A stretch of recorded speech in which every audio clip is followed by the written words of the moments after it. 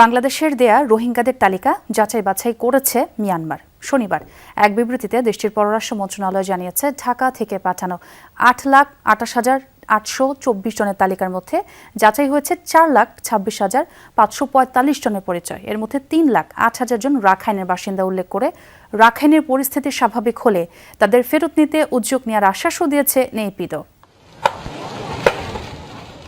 2017 সালের রাখাইনে পরিকল্পিত নিধনযজ্ঞ চালায় মিয়ানমারের সেনাবাহিনী। ব্যাপক হত্যাকাণ্ড, ধর্ষণ ও নির্যাতনের মুখে লাখ লাখ রোহিঙ্গা পালিয়ে আশ্রয় নেয় বাংলাদেশে। বিভিন্ন আন্তর্জাতিক সংস্থা ও গণমাধ্যমের হিসাবে এই সংখ্যা 10 লাখের বেশি।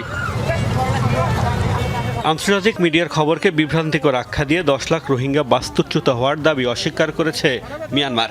এক বিবৃতিতে দেশটির পররাষ্ট্র মন্ত্রণালয়ের দাবি, সংঘাতের আগে বুথিডং, মংডু ও রাথেডং টাউনশিপে 7,40,000-এর বেশি মানুষ বসবাস করত।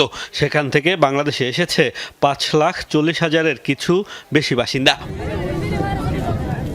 মিয়ানমার বলছে, বাংলাদেশ থেকে পাঠানো হয়েছে 8,28,824 জনের তালিকা। এর মধ্যে 4,26,000 জনের পরিচয় যাচাই বাছাই শেষে তারা নিশ্চিত হয়েছে। 3,08,797 জন রাখাইনের বাসিন্দা ছিল। 4,241 জনকে সন্ত্রাসী কার্যকলাপে জড়িত হিসেবেও চিহ্নিত করা হয়েছে। যাচাই করা বাকি 1,13,000-এর পরিচয় শনাক্ত করতে পারেনি দেশটি। বাস্তুচ্যুত রোহিঙ্গাদের নিরাপদ ও মর্যাদাপূর্ণ প্রত্যাবাসনের সুবিধার্থে মিয়ানমার বাংলাদেশের সাথে সহযোগিতা অব্যাহত রাখবে বলে জানানো হয়েছে বিবৃতিতে। যাচাই সাপেক্ষে রাখাইনের পরিস্থিতি স্বাভাবিক হলে রোহিঙ্গাদের ফিরিয়ে নেয়ার উদ্যোগের কথাও জানিয়েছে নেপিডো।